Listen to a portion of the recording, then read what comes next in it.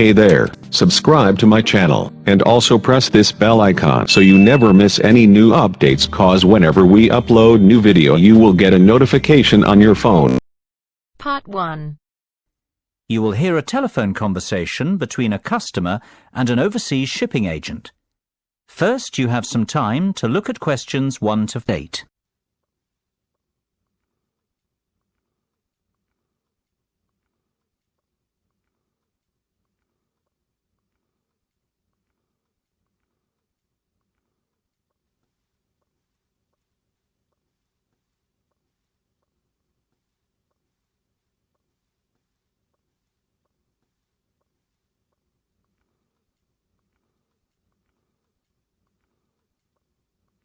You should answer the questions as you listen, because you will not hear the recording a second time. Listen carefully and answer questions 1 to 8. Good afternoon, Denham Shipping. How can I be of service?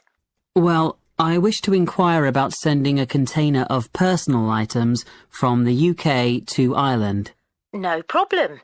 Would you like me to give you an estimate of the cost? Yes, please. Well, first of all, may I take your details? Of course. My name's Tim Lafferty. Could you spell your surname for me, please, Tim? Yes, it's Lafferty. Lafferty. Thank you, Tim. Now, where would you like us to pick your container up from? My university, if possible. OK. Let me make a note of the address. It's Abbeyfield University. Is that Abbeyfield?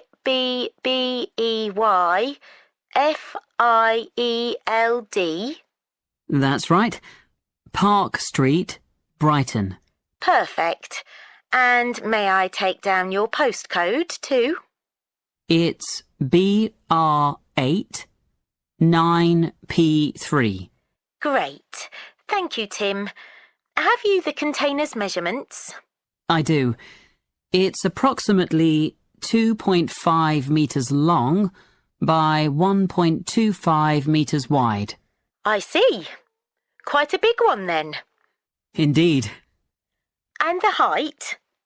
I make it 1.20 metres deep. So that's 2.5 by 1.25 by 1.2. Right. And what will actually be in the box, Tim? Oh, mostly old uni books. OK. And some music albums. Anything else? Yes, a little bit of stationery. I see. And could you put an estimate on the value of the items? The books are quite valuable. They're worth around £1,800. The music albums, maybe half that, say £900. And you can put the stationery down as £300. Before listening to the rest of the conversation, you have some time to look at questions 9 and 10.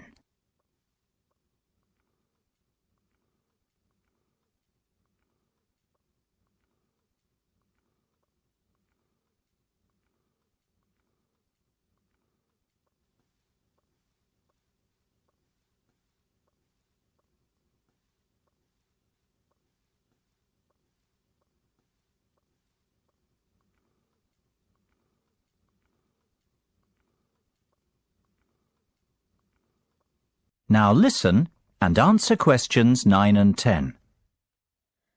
OK. And will you be purchasing contents cover from us also? I'm not sure what you mean. Sorry, let me explain. Because your items are worth more than £2,000, we recommend that you purchase insurance to cover yourself in the event of damage or loss. Makes sense. What are my options?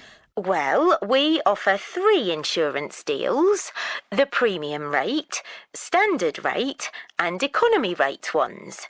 Premium offers full cover in the event of loss, damage, or theft, which means you would be provided with the full cost of replacing your belongings. What about standard and economy? Standard will give you today's value, the second-hand value of your belongings, and economy provides you with a fixed payment of £1,000 in the event of loss, damage, or theft. Well, I can afford to live without those books, to be honest. So just give me the cheapest option. We recommend standard cover for all our customers. No, thank you. That won't be necessary. The cheapest option will be fine. No problem. And one last thing, will you be needing delivery at your office, at your house, or do you intend to pick up your container at the port? Home delivery would suit me best, I think. We'll get that process for you. That is the end of part 1. You now have half a minute to check your answers.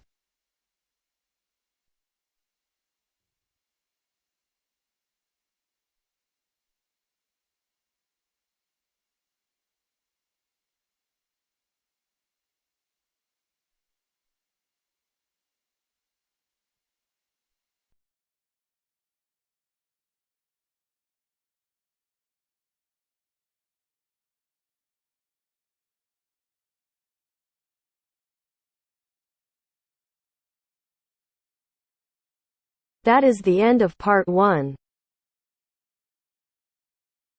You now have half a minute to check your answers.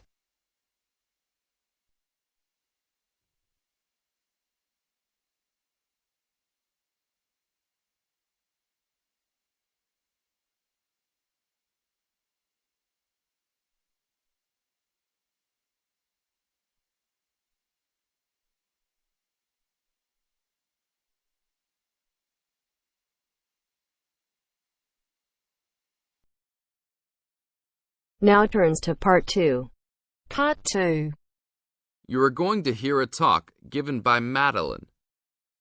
She is going to introduce the recreational facilities on campus and in town. First, you have some time to look at questions 11 to 16.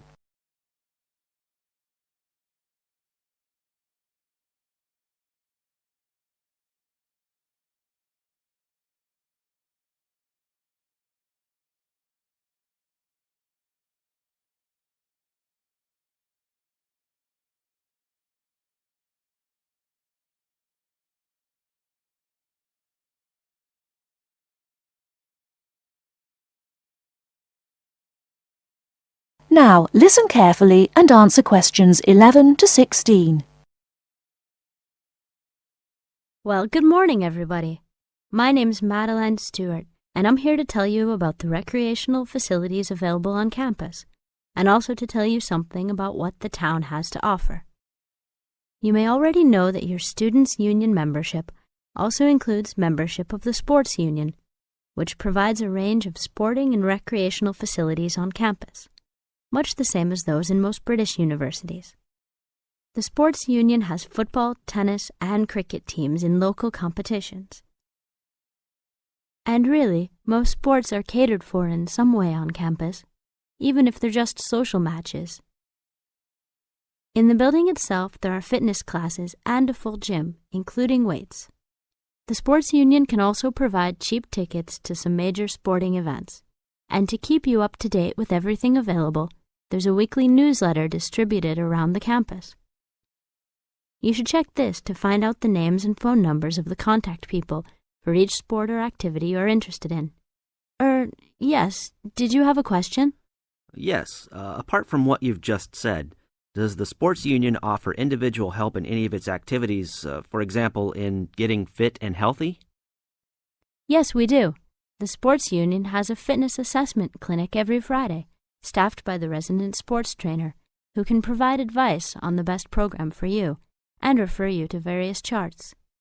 I'm sure you all realize that for any medical assessment or health problem, you should go to the University Medical Service.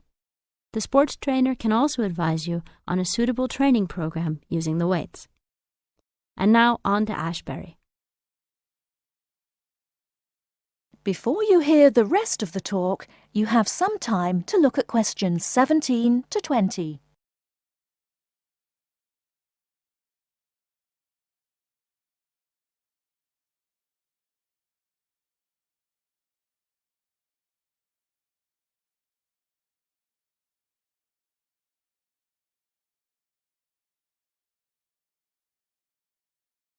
Now listen and answer questions 17 to 20.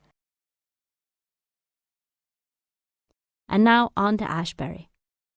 For a town of its size, Ashbury has some unusually good leisure and sporting facilities, most of which are near the center of town and easily reached by bus from this campus. There's a new, well, almost new, Olympic-sized swimming pool. That's not quite in the central town area, but it's only a 5-minute walk from the bus stop. Above the pool, there's a high-tech fitness center that any of you more serious fitness lovers would need to check out. Then, in the center of town, there's a sporting complex called the Anderson Center, which contains squash courts and facilities for a number of other indoor sports, such as basketball. And just around the corner from the Anderson Center, in the main street there, is an indoor bowling alley. All of these facilities are listed in the weekly newsletter, so I encourage you all to look through it and... That is the end of part 2. You now have half a minute to check your answers.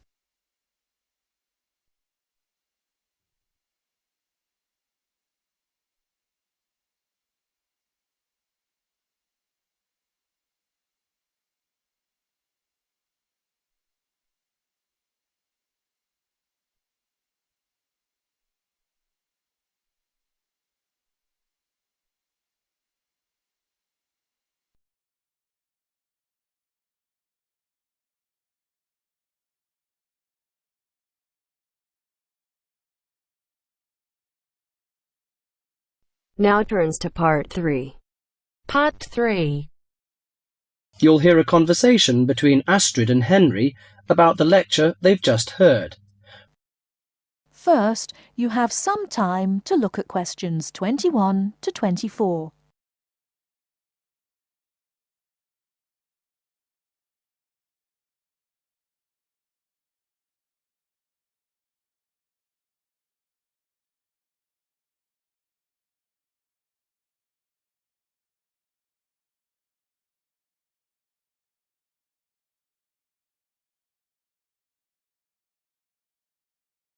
Now, listen carefully and answer questions 21 to 24. Henry, don't you think Dr. Adams' lecture was really very good? He could talk about the telephone directory and make it interesting. All his lectures are like that, Astrid. He's just one of those people. I wish we had him as our tutor. I bet you that he is very demanding, though. Boris is in his tutorial group and agrees that he is brilliant, but he puts them under a lot of pressure. But don't you think that's good? Perhaps.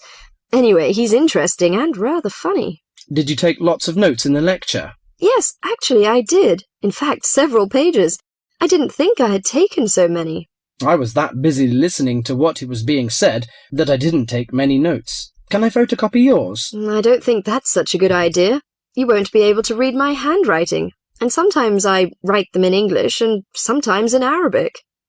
Oh, let's have a look. Wow, your notes are so neat. Well, there's not much in Arabic. There is on this page. Yes, there is. Dr. Adams would be pleased to see this, especially given what he's talking about. Before you hear the rest of the talk, you have some time to look at questions 25 to 30.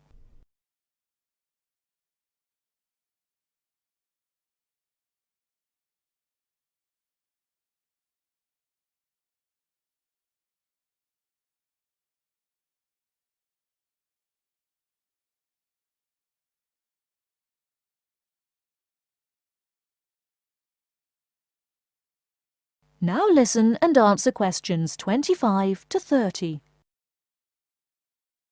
Don't you keep careful notes? Sometimes. It depends on the lecture. I don't think I'll forget Adams's lecture today, but some of the details will fade. I type up everything afterwards, so you can have a copy then, and you can fill in anything I've missed. I'm not so good on the broader concepts. I'm better when it comes to detail.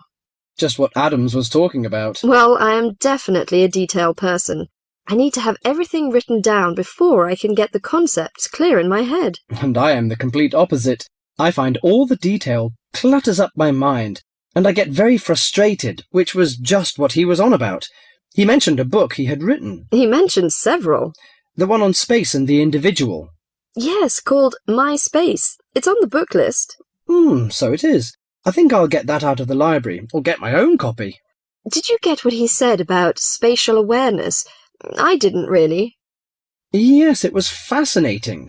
I can't be as eloquent as Adams was, but I know several people who are frighteningly intelligent, but they have difficulty reading simple directions, even when getting to places that they know very well. I find that difficult to understand. Everyone learns the way to walk to the shops and things like that. You mean just the way people learn spelling? You know, people misspell words, make mistakes in countless areas of their lives, and going in the right direction is just the same. Remember what Adam said about the number of people who cannot tell left from right, north from south, and so on? Do you know which way is north? It's that way. You see, I couldn't have told you that. Really? I haven't a clue which way is which. That's why I'm always getting lost when I go out on my bike. And put me in a completely new place and I am totally lost. What about maps? Oh, I'm hopeless at reading them. But then you're brilliant at writing essays and getting all the ideas down in the right order, and I don't know where to start. Again, just what Adams was talking about. What we need to do is combine our skills. You teach me to cope with detail, and I'll teach you how to string concepts together. Okay, we can do that. That is the end of part 3. You now have half a minute to check your answers.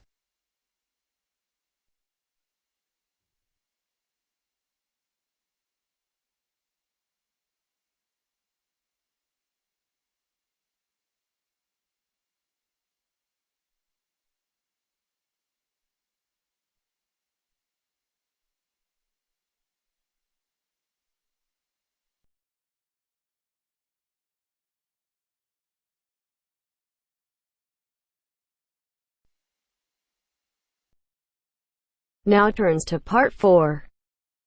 Part 4. You'll hear a program on the city of Brisbane. First, you have some time to look at questions 31 to 40.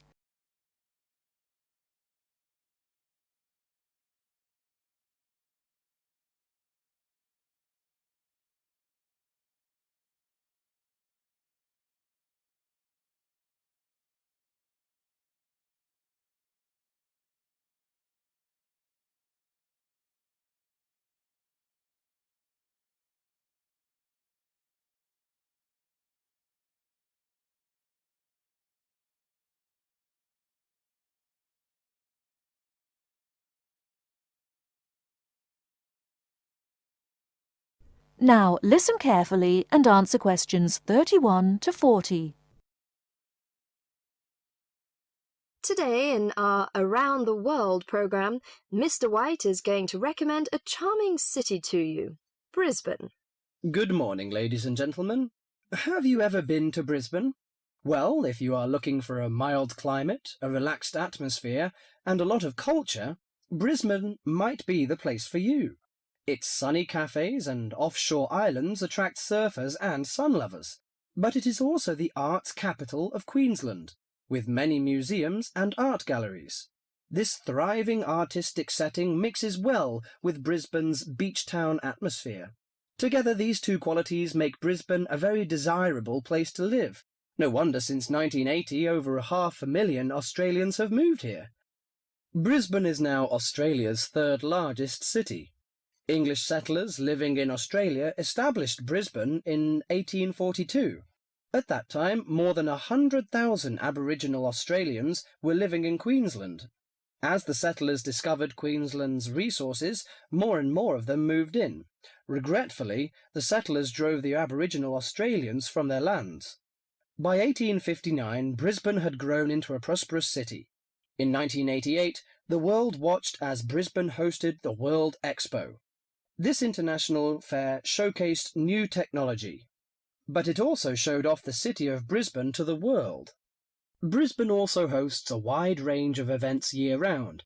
In April, everyone can enjoy a few laughs at the Comedy Festival, and movie lovers will enjoy a film festival that takes place every August.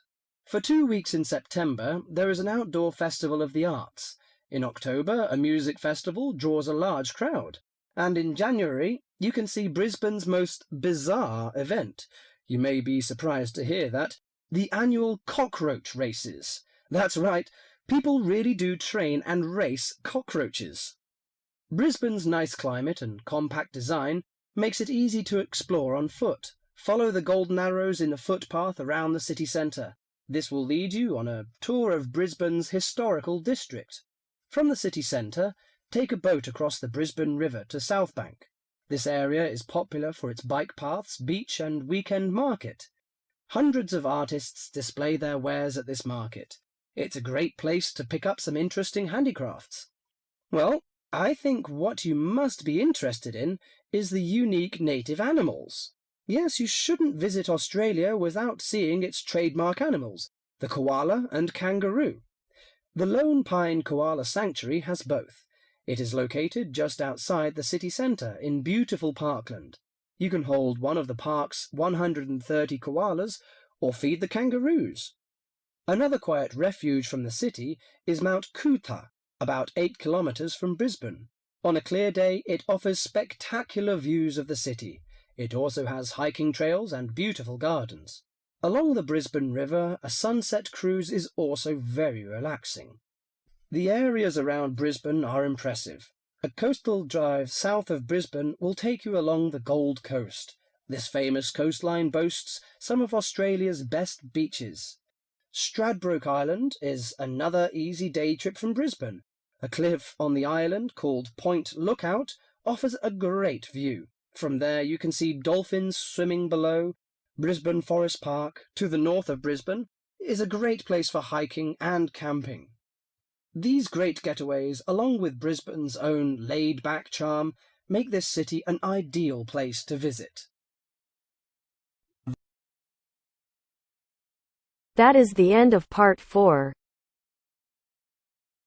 You now have half a minute to check your answers.